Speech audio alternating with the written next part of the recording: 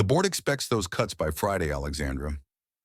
Alexandra Reed barely glanced up from the financial report spread across her sleek desk. The Manhattan skyline stretched behind her, a perfect backdrop for a pharmaceutical empire's headquarters. She brushed a strand of dark hair from her face, her expression unreadable. I'm aware of the deadline, Richard. Richard Matthews, the CFO of Reed Pharmaceuticals, lingered by the door. The charity foundation is bleeding money. It's the obvious choice for cuts before the IPO. Alex's pen paused mid-signature. The foundation stays intact. That's not... Her phone rang, the screen flashing urgently. Alex raised one perfectly manicured finger, silencing Richard instantly. Power came naturally after 15 years climbing the corporate ladder. At 38, she was the youngest CEO in the industry, commanding respect with a mere glance. This is Alexandra Reed. Her voice shifted from steel to concern. When did this happen? She listened intently, her face darkening. I'll be there in 20 minutes. Richard raised an eyebrow as she gathered her things. Financial discrepancies at the foundation, she explained. Someone's been rejecting qualified applicants while funds disappear. I'm handling this personally. Alex, the IPO is in 6 weeks. And I built this company on integrity, Richard. She slipped on her designer coat. Remember that. The elevator descended 90 floors, reflecting Alex's composed face. Only she knew how the foundation mattered. Her mother's painful death from treatable cancer had sparked her career. Now, 15 years later, Alexandra Reed commanded an empire built on the promise of accessible medicine. But success had cost her everything else. A 3-year-old divorce, a penthouse that echoed with emptiness, and a reputation as the ice queen of pharmaceuticals. The car waited. The foundation, please, Thomas. The Reed Foundation occupied a renovated brownstone in Brooklyn, deliberately separate from corporate headquarters. Worn stairs creaked beneath Alex's heels as she approached the entrance. Through the windows, she noticed an elderly man struggling to rise from a chair and a janitor quickly moving to help him. The janitor moved with unusual confidence, supporting the man's weight effortlessly, checking his balance with practiced hands. It seemed choreographed, professional, medical even. Alex entered just as the elderly man thanked the janitor. God bless you, Jack. You've got the touch of a doctor. Just being helpful, Mr. Peterson. Jack's voice was warm but restrained. He turned, noticing Alex, and his expression shifted subtly. Recognition, wariness. He was handsome in an understated way. Mid-40s, perhaps, with prematurely gray temples and eyes that seemed to have seen too much. His janitor's uniform couldn't hide an inherent dignity. Ms. Reed, the receptionist stammered. We weren't expecting. Clearly, Alex interrupted, setting her briefcase on the counter. I need all financial records for the past 18 months. Now. Jack moved past with his cleaning cart. Alex watched him, something nagging at her subconscious. His posture, his movements. They didn't match his uniform. She pulled files from her briefcase, but her coffee tumbled, spilling across the documents. Before she could react, Jack was there, quickly elevating the papers, expertly dabbing the liquid away from the edges. Elevate and separate, he said, working with efficient precision. Basic triage for document rescue. Alex studied him. That's an unusual skill set for maintenance staff. His eyes met hers briefly. Something flashed there. Intelligence, caution, pride. I've had various jobs. He finished saving the documents with practiced efficiency. Some skills transfer. Which hospital did you work at? Jack froze momentarily. I didn't say I worked at a hospital. You didn't have to. Alex held his gaze. You have medical training. Extensive, I'd guess. Jack straightened, maintaining careful distance. The Foundation has strict confidentiality policies, Ms. Reed. I believe that applies to staff as well. He walked away, pushing his cart, shoulders rigid with tension. Alex watched him go. Curiosity piqued. She turned to the receptionist. Who is he? Jack Bennett. Started about 6 months ago. Keeps to himself, but the patients love him. I'm sure they do, Alex murmured. Daddy, I finished my book. Jack Bennett knelt as 7-year-old Lily raced from the school steps into his arms. Her small body felt fragile against his chest, her heart working too hard beneath her pink sweater. Already? It was supposed to last all week. Jack smiled, tucking a strand of auburn hair behind her ear. It was too interesting to stop. Did you know giraffes have the same number of neck vertebrae as humans? Just bigger.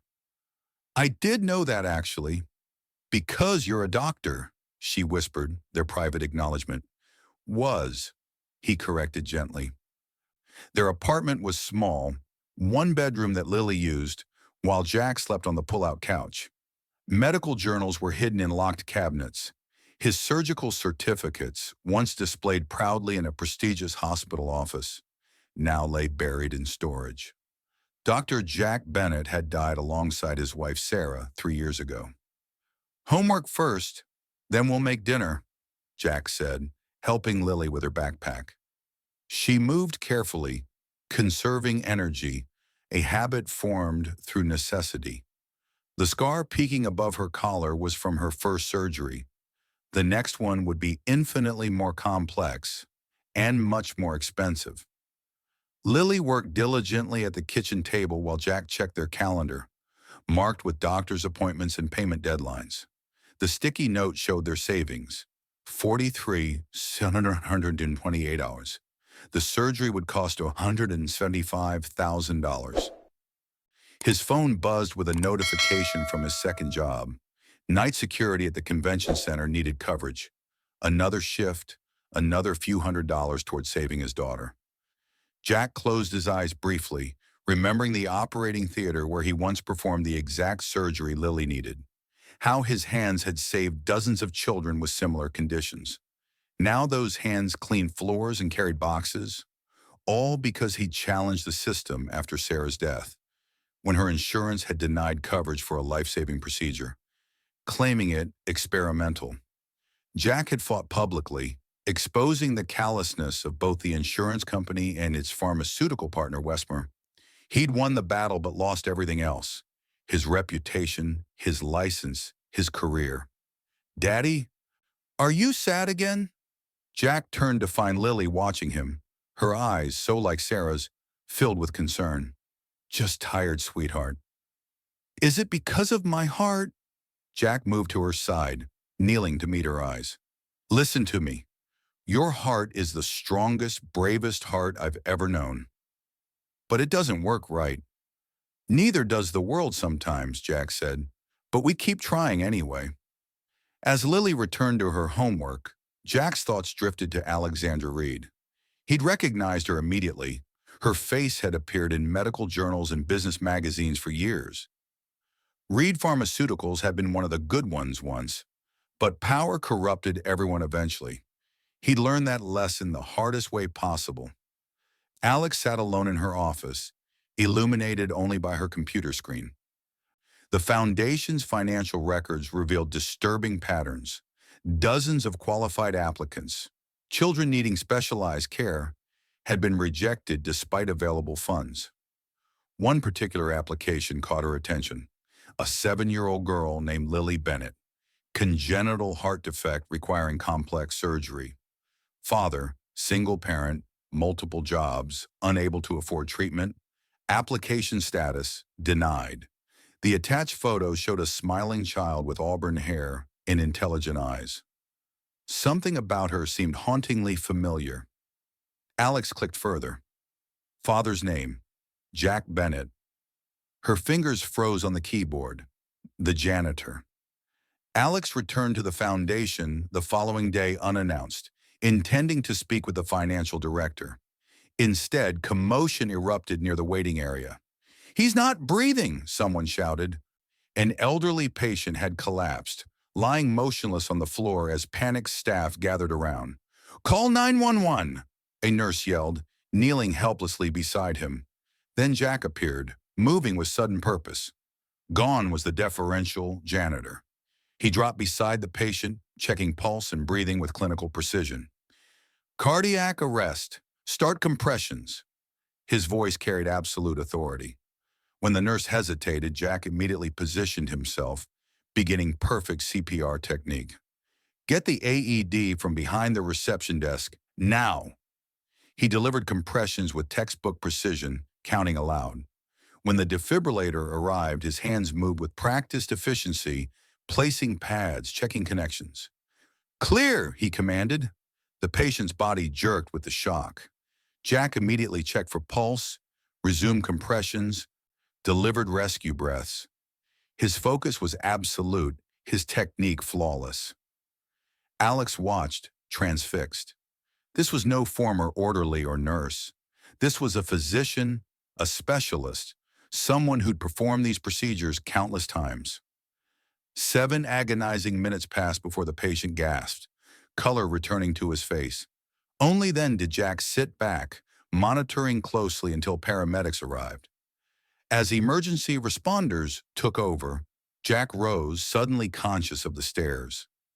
His eyes met Alex's across the room. No point pretending anymore. Without a word, he walked toward the staff exit. Alex followed, catching the door before it closed. Dr. Bennett, I presume. He stopped but didn't turn. I don't use that title anymore. Why is a cardiac surgeon working as a janitor in my foundation? Now he turned, surprise evident. You know who I am. I do now. Alex crossed her arms. I'm curious why a doctor who once performed life-saving surgeries now cleans floors while his daughter needs the very procedure he specialized in. Jack's expression hardened. You've been investigating me. I've been investigating financial discrepancies. Your daughter's rejected application appeared in my search. Alex stepped closer. Why was a perfectly qualified applicant rejected, Dr. Bennett? Because your foundation, like the rest of the healthcare system, is broken. Bitterness laced his words. The foundation rejected Lily's application because someone recognized my name. I'm blacklisted everywhere. That doesn't make sense. I personally review the foundation's policies. Then you're not paying attention. Jack's gaze was unflinching. I've seen the pattern. Applicants connected to anyone who's challenged the pharmaceutical industry get mysteriously rejected. His words stung because they might contain truth. How many decisions had she delegated while focusing on growth in the upcoming IPO? Why work here then? She asked. Why not somewhere else? Jack's silence spoke volumes. You're gathering information, she realized. Evidence against Reed Pharmaceuticals. I was looking for anything that might help Lily, he admitted. Then I found the corruption, the misappropriated funds meant for cases exactly like hers. Before Alex could respond, her phone rang, the foundation's financial director finally returning her calls. This conversation isn't finished, she told Jack, answering her phone as he walked away. The revelation about Jack Bennett consumed Alex's thoughts. A quick search confirmed everything. Harvard-educated cardiac surgeon, rising star at Manhattan Memorial, vocal advocate for patient rights after his wife's death from insurance complications. The articles painted him as brilliant but difficult. A doctor who challenged the system and paid the ultimate professional price.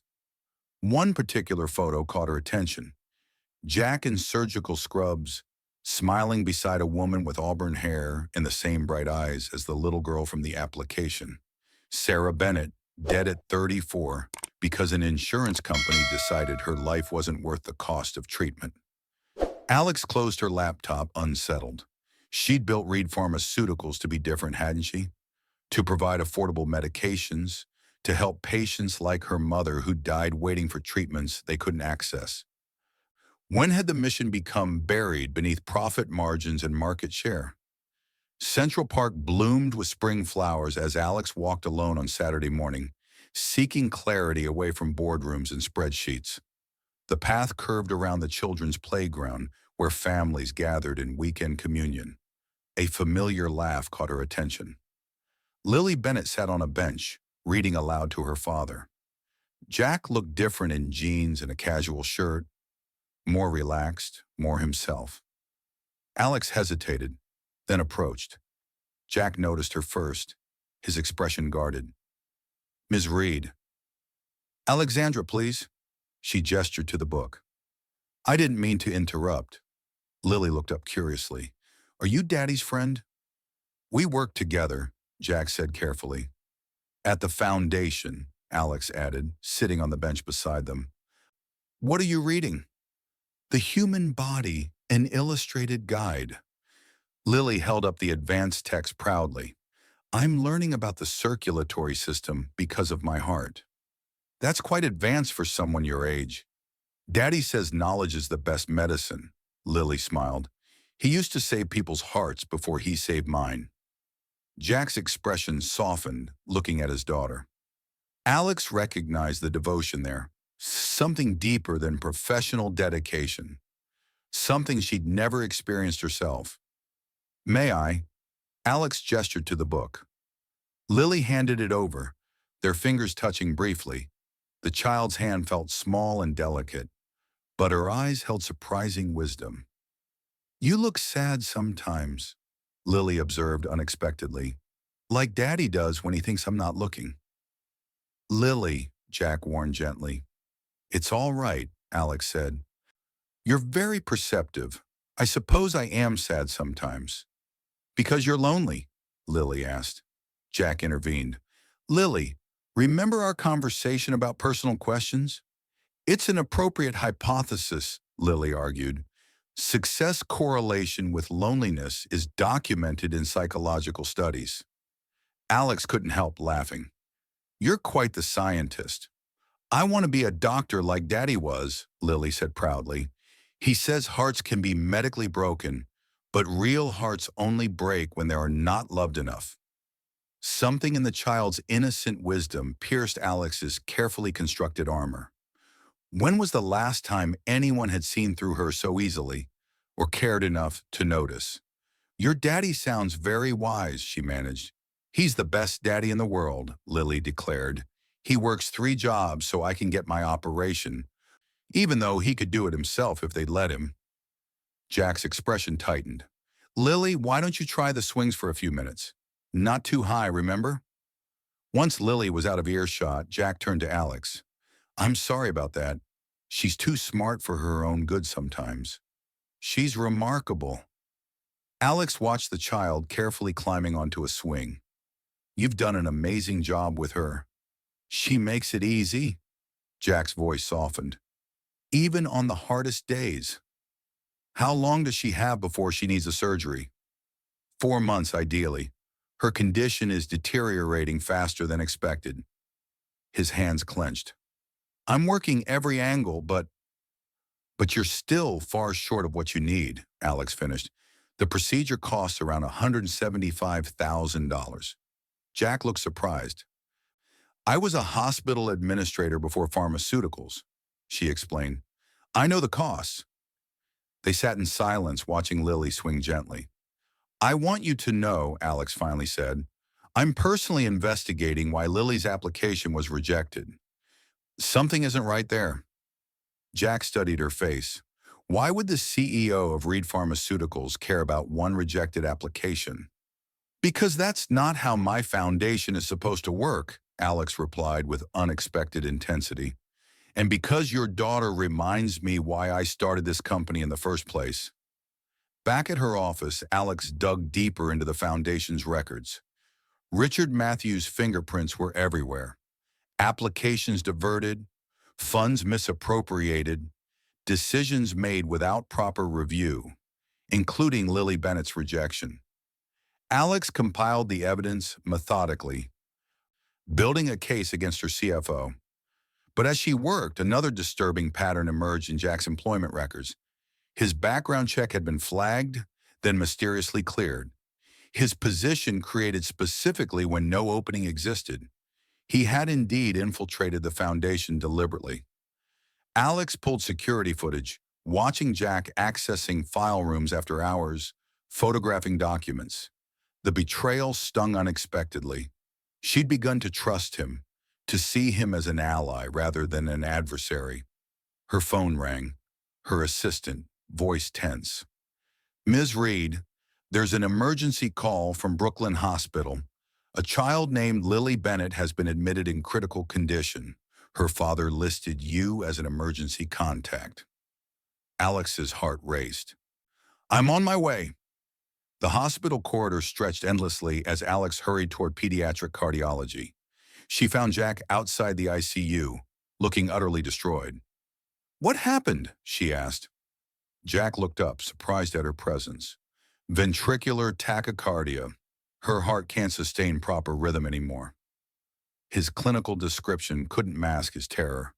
They've stabilized her for now, but she needs the surgery immediately, Alex finished. Jack nodded, running his hands through his hair. I don't have the money. I've tried everything. Alex sat beside him, their shoulders almost touching. I know what you've been doing at the foundation, she said quietly. He didn't deny it. You would have done the same in my position. Looking for evidence against Reed Pharmaceuticals? Looking for anything that might help Lily. Jack's voice broke. I thought maybe there was some program, some exception. Then I found the corruption, the misappropriation of funds meant for cases exactly like hers. Richard, Alex murmured, your CFO has been diverting foundation money into shell companies for years. Jack met her eyes. I wasn't sure if you were involved. I wasn't. The admission felt inadequate, but my ignorance doesn't absolve me of responsibility. Through the ICU window, they could see Lily's small form surrounded by machines. Her auburn hair spread across the pillow like a halo.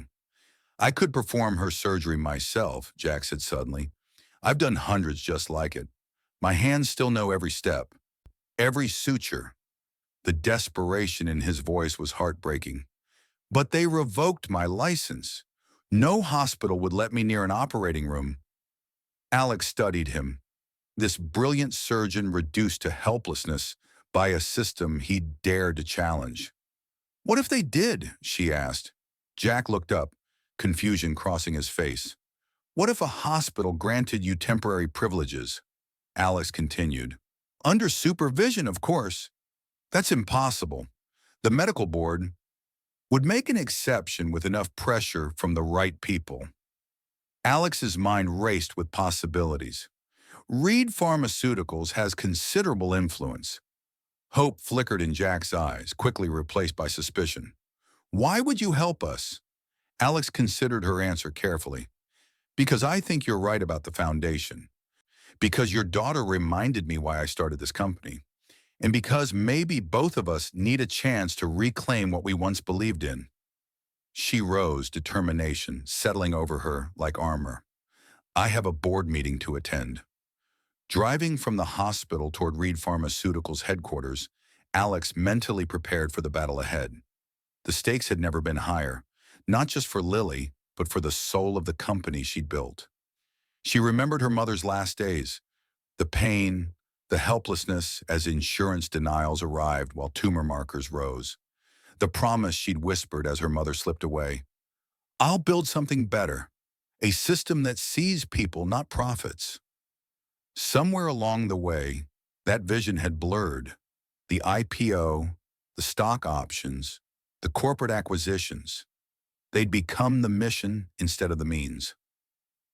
A child with a failing heart had somehow pierced through 15 years of compromise. Ms. Reed, we've arrived, her driver announced. Alex straightened her jacket, gathering both evidence and resolve.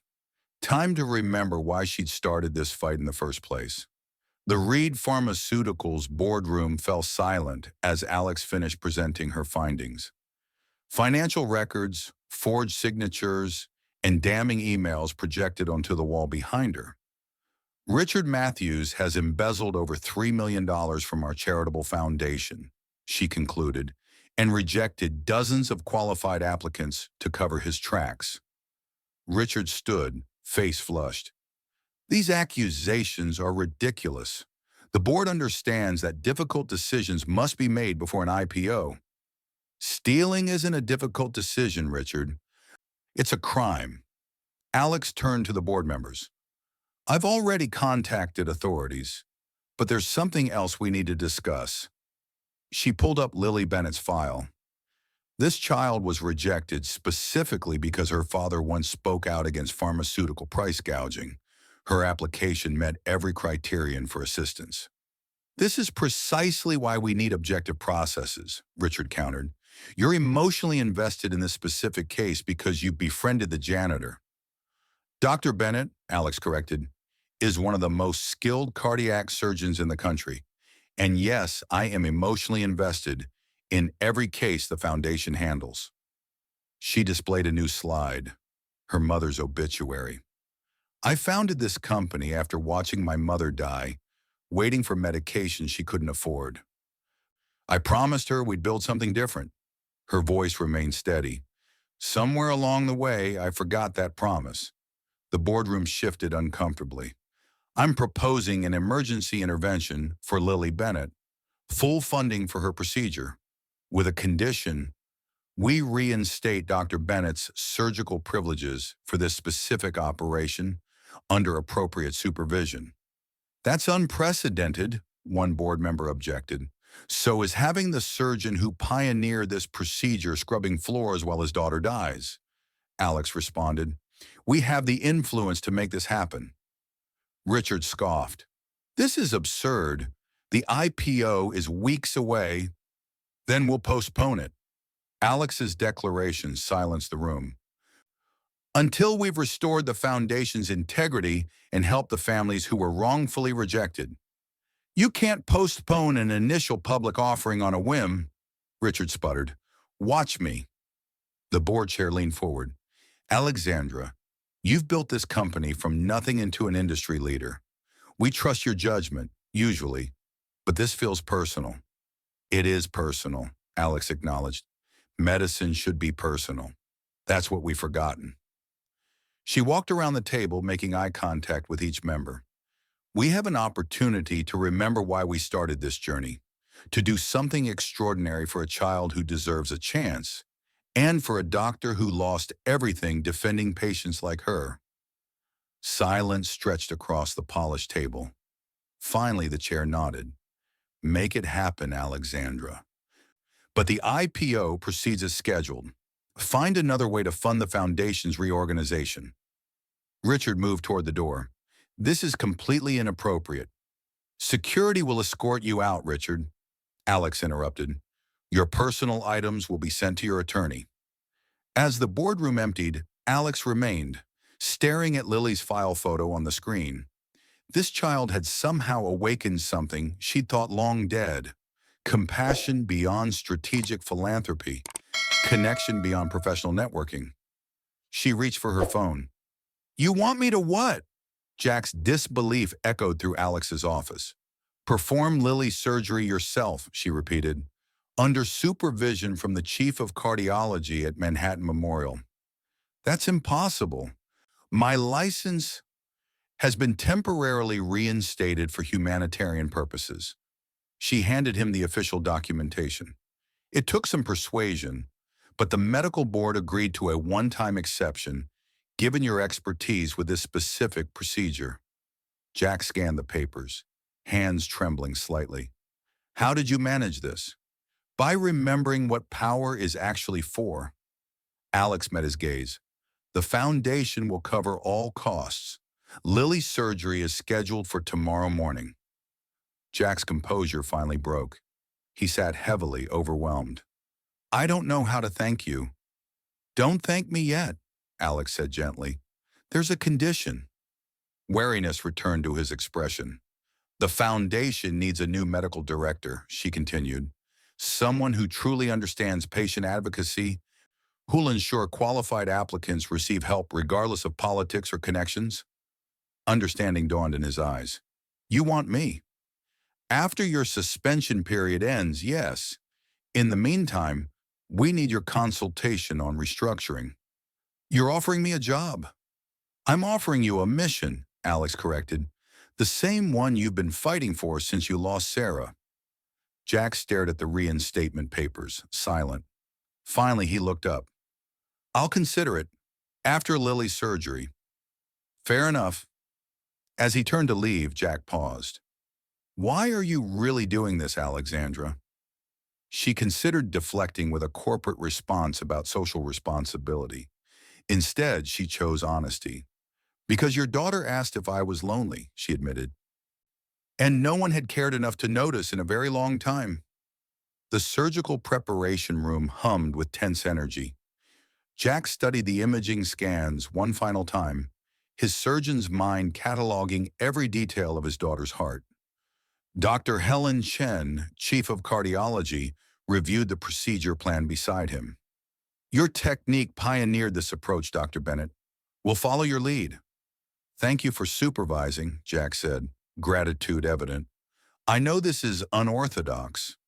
It's unprecedented, she corrected. But Alexandra Reed can be very persuasive when she believes in something.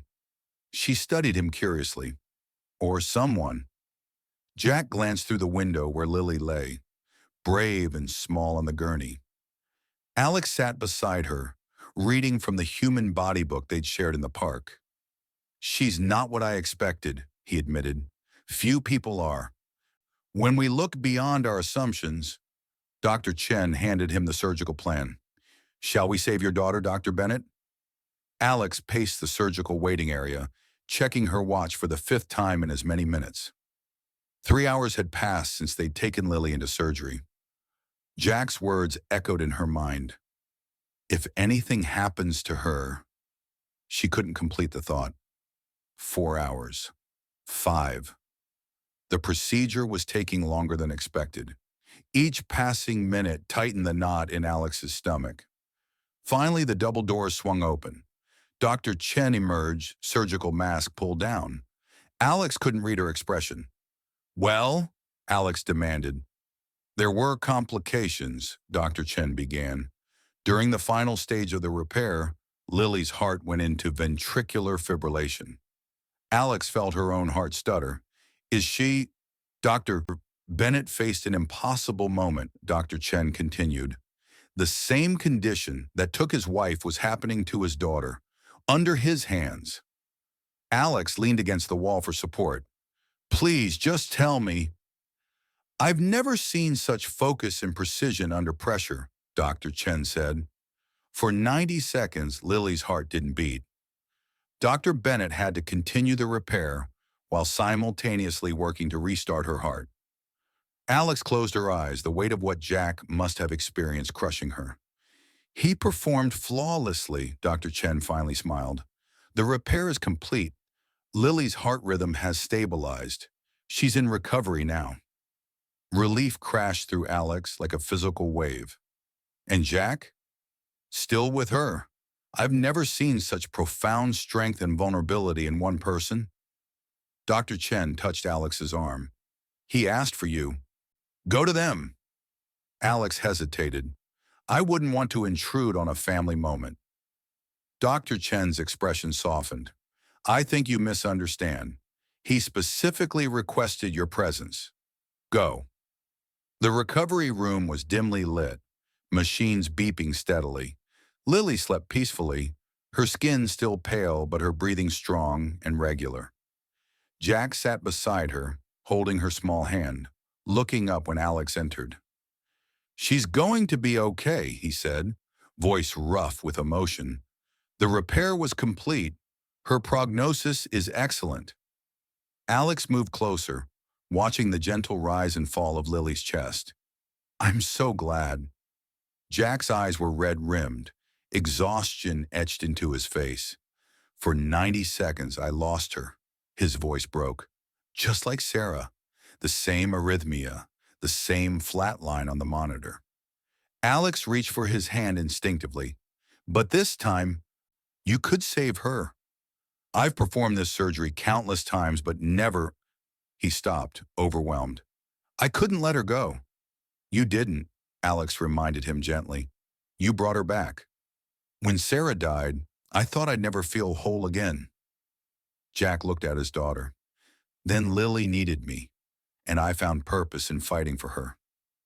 Jack turned to Alex, his eyes meeting hers. Today you fought for her when I couldn't.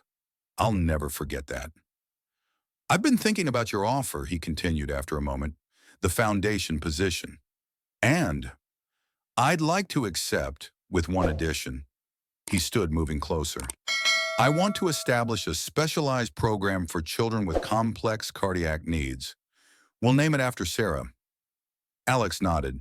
The Sarah Bennett Initiative. It's perfect. Sarah would have liked you, Jack said unexpectedly. She valued honesty and courage above all else. The compliment touched Alex deeply. I wish I could have met her. Me too. Jack looked back at Lily. But she left me with the greatest gift imaginable. And now, thanks to you, I get to watch her grow up. 6 months later, Central Park blazed with autumn colors as Alex walked beside Jack, watching Lily race ahead on the path, her energy boundless since her recovery.